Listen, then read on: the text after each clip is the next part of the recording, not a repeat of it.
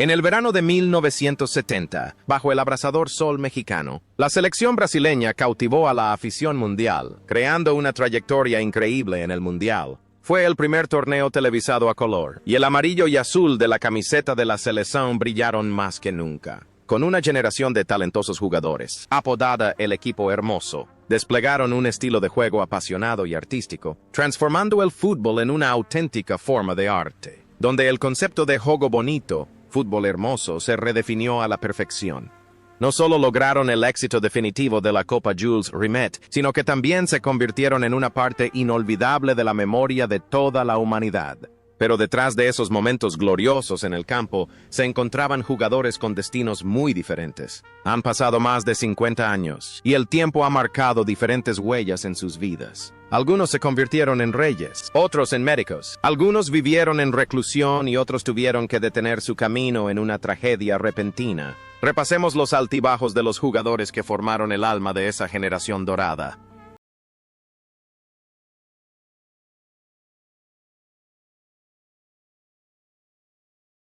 Pelé Edson Arantes do Nascimento, a los 29 años, asumió el rol de delantero y centrocampista ofensivo en la selección brasileña de 1970. Tras el trauma del Mundial de 1966, regresó con la madurez, el coraje y la influencia de un verdadero maestro. Ya no corría tanto como en su juventud, pero cada toque de balón le abría oportunidades claras, cada pase era decisivo. Con 4 goles y una serie de asistencias, especialmente el pase a la espalda a Carlos Alberto en la final, Pelé demostró ser el alma, el mejor director de orquesta de Brasil.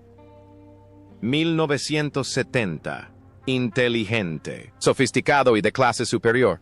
Lejos del foco de atención de México, la carrera y la vida de Pelé continuaron siendo una serie de acontecimientos globales. No solo jugó al fútbol, lo llevó a nuevas tierras. Su fichaje por el Cosmos de Nueva York en la década de 1970 sembró la pasión por el fútbol en Estados Unidos. Tras retirarse, el rey del fútbol se convirtió en embajador de buena voluntad, ministro de Deportes de Brasil y la imagen de innumerables marcas. Vivió una vida siempre bajo los focos, ocupado con actividades sociales y preservando su propio legado. A pesar de sus numerosos matrimonios y problemas de salud y familiares, siempre mantuvo su radiante sonrisa, símbolo de la alegría del fútbol. Lo que vale la pena reflexionar es la similitud entre Pelé en la cancha y Pelé fuera de ella. En la cancha, era el centro de cada balón. Fuera de ella, era el centro de atención mundial. Nació para ser una estrella inquebrantable, un hombre que lideró las expectativas de toda una nación. Sin embargo, el viaje de un rey también debe llegar a su fin. Tras muchos años de lucha contra el cáncer, el 29 de diciembre de 2022, el rey del fútbol Pelé falleció a los 82 años. Su fallecimiento conmovió al mundo entero, pero su legado es inmortal. No era solo un jugador, era fútbol. Rivellino, Roberto Rivellino, a sus 24 años, fue la fuente de potencia y brillantez en la banda izquierda de Brasil 1970. Con una zurda atómica y el famoso regate elástico, siempre creaba oportunidades con potentes tiros libres y pases largos precisos, con precisión milimétrica. Su bigote poblado y su característico estilo de juego técnico hicieron de Rivellino un símbolo especial de la generación dorada de 1970, e incluso una fuente de inspiración para el propio Diego Maradona. La carrera de Rivellino continuó prosperando después de 1970 en el Corinthians y el Fluminense, y luego se retiró a Arabia Saudí, donde fue considerado un santo del fútbol. Tras colgar las botas, se convirtió en un querido comentarista de televisión en Brasil. Su vida siempre estuvo llena de risas y el respeto de sus colegas. Fue el guardián del concepto de fútbol bonito, criticando constantemente los estilos de juego pragmáticos y violentos. La imagen de un artista romántico en el campo coincide plenamente con la de un rivellino galante, elegante y apasionado en el arte del fútbol en la vida cotidiana. Hoy en día, Rivellino sigue vivo y coleando, apareciendo regularmente en televisión, y su elástico sigue siendo la primera lección para todo niño brasileño que quiera jugar al fútbol. Gerson de Oliveira Nunes, a sus 29 años, era el cerebro de la selección brasileña de 1970. Si Pelé era el rey, Gerson era quien marcaba el ritmo y regulaba cada jugada del equipo. Con una zurda tenaz y una maestría para controlar el juego, decidía cuándo Brasil debía atacar o defender. El gol de Gerson para el 2-1 en la final se convirtió en el punto de inflexión decisivo. Un disparo de larga distancia, preciso y preciso, que demostró su influencia crucial en el juego del equipo.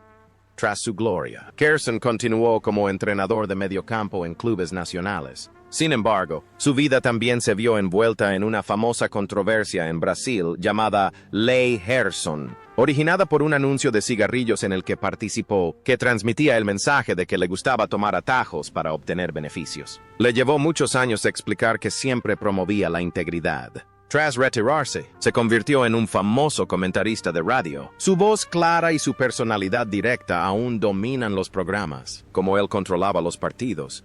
Un cerebro en el campo y una boca aguda en la radio. Gerson siempre ha sido alguien que controla el juego a su manera. Actualmente, Gerson aún vive en Río de Janeiro, aunque su salud ha empeorado con la edad. El espíritu de lucha y el pensamiento agudo del pie izquierdo de oro nunca se han desvanecido. Carlos Alberto Torres, lateral derecho y capitán de Brasil en 1970, se convirtió a los 25 años en un símbolo de defensa ejemplar y majestuosa. Si Pelé era el alma del equipo, Carlos Alberto era el corazón y la voz imponente, jugando siempre con aplomo y confianza. No solo era sólido en defensa, sino que también solía subir al ataque como un auténtico extremo. El momento que inmortalizó su nombre fue el golazo contra Italia en la final, considerado el gol más hermoso de la historia de los mundiales. La perfecta cristalización del legendario juego colectivo de Brasil, 1970. Tras su apogeo en 1970, Carlos Alberto continuó cosechando éxitos con el Santos y posteriormente se reencontró con Pelé en el Cosmos de Nueva York. Al retirarse, se dedicó a la dirección técnica y cosechó cierto éxito, llevando al Flamengo al campeonato nacional. También se convirtió en un comentarista astuto, conocido por su personalidad franca y confrontativa, al igual que su forma de jugar en el campo. Su vida estuvo ligada al fútbol hasta el último momento, siempre como un guía espiritual para las generaciones más jóvenes. La imagen de el capitán en el campo llegó a su vida de una forma extraña. Siempre fue un líder, alguien que se atrevía a hablar, actuar y exigir la perfección. Sin embargo, ese corazón fuerte dejó de latir repentinamente. El 25 de octubre de 2016, Carlos Alberto falleció de un infarto a los 72 años. El gran capitán ya no estaba, pero su imagen besando el trofeo de la diosa dorada es para siempre un símbolo de victoria.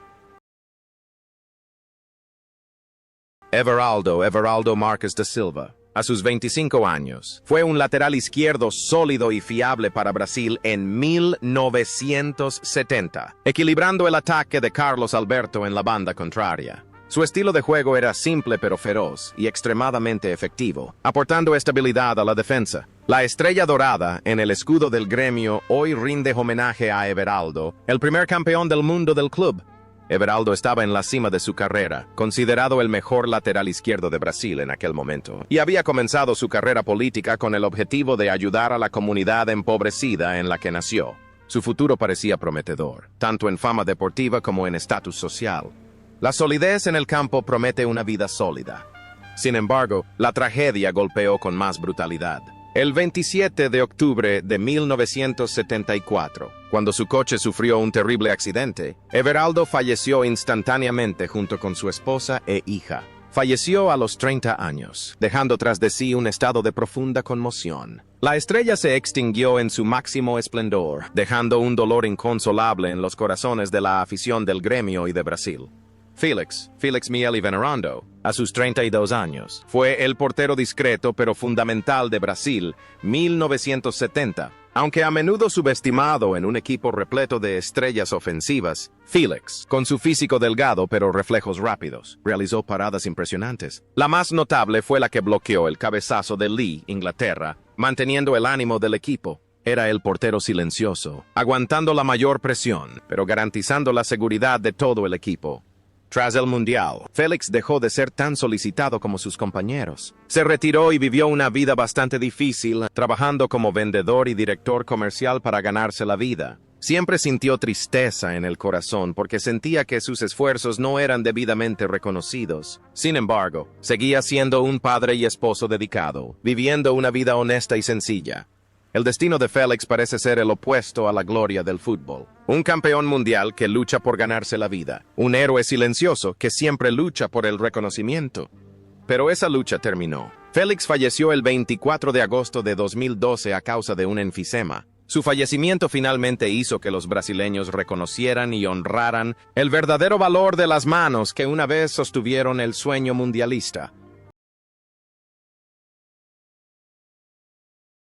Jairzinho, Jair Ventura Filho, a sus 25 años, fue un símbolo de poder y explosividad en la selección brasileña del Mundial de 1970. Apodado La Tormenta, estableció un récord sin precedentes al anotar en todos los partidos de Brasil, con un total de 7 goles en 6 encuentros. Con una velocidad aterradora y una fuerza física desbordante, Jairzinho era como un tanque que barría la banda derecha, presionando constantemente y sembrando el terror en la defensa rival. Tras ese torneo inolvidable, Jairzinho continuó su aventura en numerosos clubes de Francia, Venezuela y Bolivia. Tras retirarse, su contribución fue aún mayor que la de los goles. Fueron sus ojos azules los que descubrieron el talento de Alien Ronaldo de Lima cuando el niño tenía tan solo 14 años, abriendo una nueva era para el fútbol brasileño. La vida de Jairzinho es bastante tranquila en comparación con la de sus compañeros. Se centra en el entrenamiento de juveniles y a veces aparece en eventos conmemorativos. Entre la cancha y la vida, Jairzinho es una transición interesante. En la cancha es feroz y ruidoso como una tormenta, pero fuera de ella es un maestro silencioso que nutre el futuro con discreción. Hoy, a los 70 años, Jairzinho sigue vivo y bien y continúa siendo un testigo vivo, un monumento que cuenta historias heroicas del pasado a las generaciones más jóvenes. Clodoaldo Tavares de Santana. A sus 20 años, era el jugador más joven de la selección brasileña de 1970, actuando como un discreto limpiador para que sus superiores brillaran. Sin embargo, su momento cumbre fue un espectacular regate que superó a 4 jugadores italianos en su propio campo, abriendo el camino para el gol que selló la victoria por 4-1. Esta jugada fue la combinación perfecta de fortaleza defensiva e improvisación con espíritu samba, demostrando la personalidad típica de Clodoaldo. Clodoaldo desarrolló toda su carrera en el Santos. Tras retirarse, continuó aportando al equipo como entrenador y director técnico. Vivió una vida estable, alejado de escándalos, y fue respetado como un caballero del fútbol. La serenidad y seguridad de Clodoaldo en la cancha a los 20 años se trasladaron a su vida. Una carrera y un estilo de vida sólidos, leales y confiables. Hoy en día, Clodoaldo sigue siendo una figura destacada en Santos, un símbolo de lealtad y devoción. Tostão Eduardo Gonçalves de Andrade, a sus 23 años, fue un genio paradójico en la selección brasileña de 1970. Aunque jugaba como delantero, no se basaba en la fuerza, sino en la inteligencia y la sutileza de movimientos, convirtiéndose en el primer ejemplo del rol de falso 9. Sus desmarques por la banda constantemente estiraban la defensa rival, abriendo espacios para que Pelé y Jairzinho brillaran. Lo que lo hizo aún más notable fue que jugó todo el torneo con un solo ojo, tras ser operado recientemente de un desprendimiento de retina, asumiendo el riesgo de perder la vista para contribuir con la selección nacional.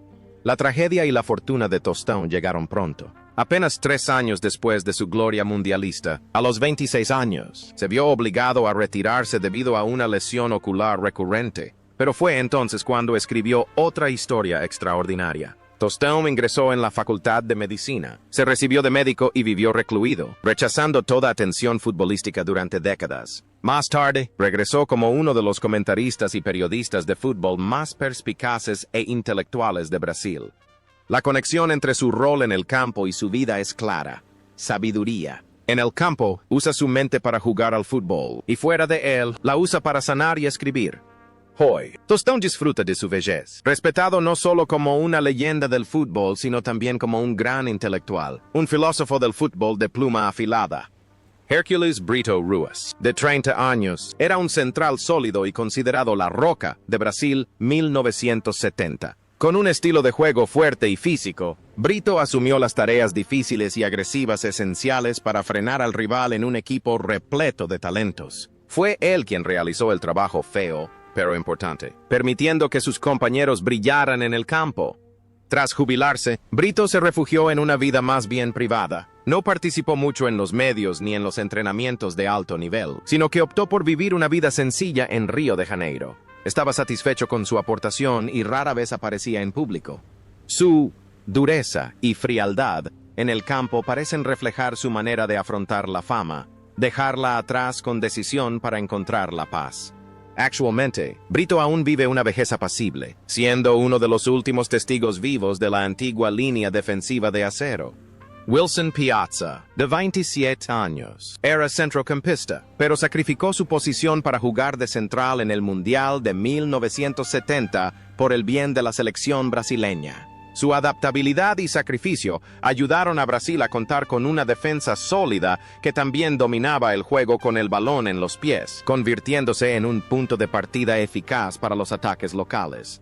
Tras su ilustre carrera con el Cruzeiro, Piazza se convirtió en un activo activista social. Ingresó en la política, llegando a ser presidente del Sindicato de Futbolistas Profesionales, luchando por los derechos y las pensiones de los exjugadores. Fue la voz de sus colegas menos afortunados.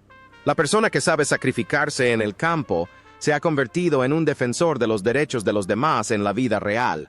Hoy en día, Piazza sigue siendo una figura respetada en la gestión deportiva brasileña. Paulo César Caju, a sus 20 años, fue un reserva estratégico para Brasil. 1970, capaz de cubrir cualquier posición del ataque. Con una técnica soberbia y un estilo de juego improvisado, a veces alocado, aportaba un aire fresco y un cambio al equipo cada vez que entraba al campo. La vida de Caju fue una montaña rusa después de eso. Ganó muchos títulos, pero también cayó en una espiral de adicción a las drogas y al alcohol, lo que lo llevó a vender su medalla de oro del Mundial y una réplica del trofeo Jules Rimet para saldar deudas. Tuvo una larga lucha para reencontrarse consigo mismo. Su salvajismo en el campo de juego se convirtió en una pérdida de control en la vida real, empujándolo al abismo antes de que pudiera encontrar el camino de regreso. Hoy, después de rehabilitarse con éxito de su adicción, Paulo César se ha convertido en un comentarista y un modelo a seguir para los jóvenes, viviendo una vida más tranquila y encontrando la paz. José de Anchieta Fontana, a sus 29 años, era central reserva en la selección brasileña de 1970, reconocido por su estilo de juego fuerte y contundente, y su audacia en las entradas. Aunque solo jugó un partido, fue un jugador clave en la selección brasileña, contribuyendo a mantener la estabilidad y el equilibrio. Tras retirarse, Fontana vivió una vida tranquila con su familia. Mantuvo su pasión por el deporte a través de partidos amistosos amateurs. Pero el destino le jugó una mala pasada a este férreo defensor. El 9 de septiembre de 1980, durante un divertido partido de fútbol con amigos, Fontana sufrió un infarto y falleció a los 39 años. El corazón del guerrero dejó de latir justo en el lugar que más amaba, el campo de fútbol. Roberto López de Miranda, a sus 26 años, fue el delantero estrella de la fase de clasificación, anotando el golazo que ayudó a Brasil a clasificarse para el Mundial de 1970. Sin embargo, al entrar en el torneo, el entrenador Zagallo tomó una decisión táctica audaz: sacrificar a un delantero típico como Roberto para usar a Tostão, un falso 9, y optimizar el espacio para Pelé. En México, Roberto jugó 2 partidos, desempeñando un papel estratégico como un torbellino de fuerza física lanzado cuando el rival estaba cansado. Fue un héroe silencioso, dispuesto a dar un paso atrás por el bien común sin quejarse. La carrera de Roberto fue sinónimo del apodo de Vendaval, la tormenta, en el Botafogo. Era un ídolo del equipo blanquinegro, famoso por sus potentes disparos de larga distancia y su intrépida carrera. Tras la gloria mundialista, Roberto continuó jugando en la máxima categoría durante algunos años más antes de fichar por el Corinthians y equipos menores. A diferencia del bullicio del mundo del fútbol, Roberto optó por retirarse en paz. Trabajó para el gobierno en proyectos sociales, ayudando a los drogadictos a reintegrarse a la sociedad, un trabajo que requería gran paciencia y compasión. Hay un contraste interesante entre Roberto dentro y fuera de la cancha. En la cancha, es la tormenta que destruye la defensa rival con su fuerza, pero fuera de ella, es una brisa cálida que sana las heridas emocionales de los desafortunados. Hoy, Roberto Miranda vive una vida tranquila, alejado de los focos. La afición del Botafogo aún lo venera como una leyenda viviente, testimonio del gran sacrificio de la generación dorada. Edu Jonas Eduardo Américo, a sus 20 años, fue un verdadero prodigio del fútbol brasileño. Fue convocado a la selección nacional para el Mundial de 1966 a los 16 años, y para 1970 se había convertido en un veterano campeón mundial a pesar de ser suplente. Dotado de una excelente técnica individual, Edu era comparado con un artista de circo con el balón, aunque no podía competir por el puesto de árbitro con el excelente Rivellino. Cada vez que entraba al campo, como en el partido contra Rumanía, entusiasmaba a la grada con su hábil regate, provocando a la defensa rival. Como verdadero discípulo de Pelé en el Santos, la carrera de Edu fue brillante con los colores de este club. Dedicó casi toda su juventud al Santos, ganando innumerables títulos nacionales. Tras colgar las botas, Edu nunca dejó el balón. Abrió escuelas de fútbol, organizó campamentos de verano internacionales y enseñó el espíritu del juego bonito a niños de todo el mundo. Siempre mantuvo una sonrisa radiante y un porte alegre, como el joven que solía bailar en la banda. La conexión entre Edu, el jugador, y Edu en la vida real es la alegría. En el campo, juega al fútbol para encontrar alegría. Fuera del campo, usa el fútbol para alegrar a los niños.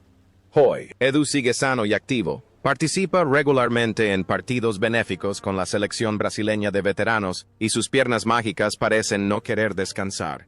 Dada Maravilla, Dario José dos Santos, de 24 años, es una figura única en la historia del fútbol brasileño. No posee la técnica superlativa de Pelé o Tostão, e incluso es criticado por su torpeza, pero posee un arma letal, la capacidad de saltar y detenerse en el aire como un helicóptero. Él mismo declaró con orgullo: solo hay 3 cosas que pueden detenerse en el aire: los colibríes, los helicópteros y Dada. En el Mundial de 1970, Dada no jugó ni un solo minuto, pero su presencia infundió una energía positiva inagotable gracias a su humor y optimismo.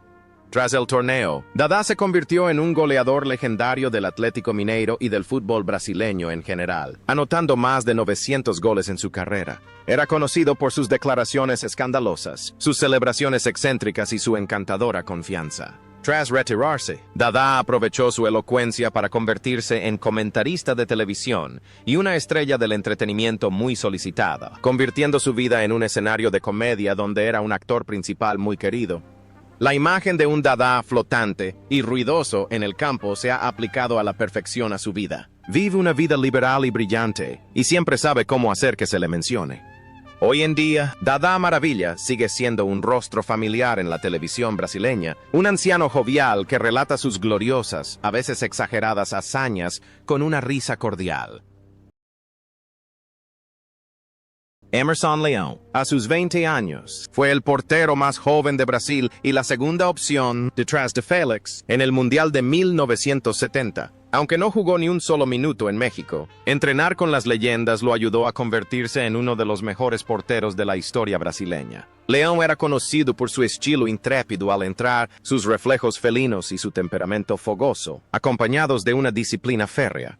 Tras ganar el Mundial, Leão se convirtió en el portero titular de Brasil en los mundiales de 1974 y 1978. Se convirtió en una leyenda en el Palmeiras, pero su mayor legado reside en su posterior carrera como entrenador. Dirigió al Santos, al São Paulo y a la selección brasileña. Su estilo de entrenamiento era extremadamente militarista, estricto y no temía chocar con las estrellas. Era un hombre que exigía perfección y profesionalismo absoluto, a veces hasta el extremo.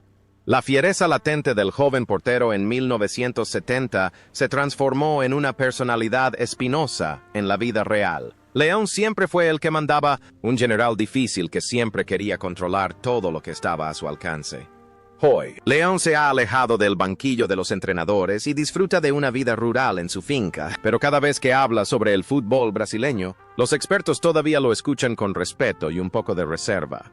José María Rodríguez Alves, a los 21 años, acudió al Mundial de 1970 como suplente del capitán Carlos Alberto. Con un físico fuerte y un porte imponente, fue apodado Super Z. Aunque no tuvo muchas oportunidades de demostrar su talento en México 70, debido a la gran sombra del capitán, Zé María no se desanimó, considerando esta experiencia como una valiosa lección para perfeccionarse. La carrera de Zé María estuvo ligada al Corinthians, donde se convirtió en un símbolo de lealtad y espíritu de lucha incansable. Fue una figura clave del movimiento Democracia Corintia a principios de los 80, luchando junto a Sócrates por los derechos de los jugadores y la democratización del fútbol durante la dictadura. Esto demuestra que C. María no era solo un extremo, sino un hombre con grandes ideas y responsabilidad social.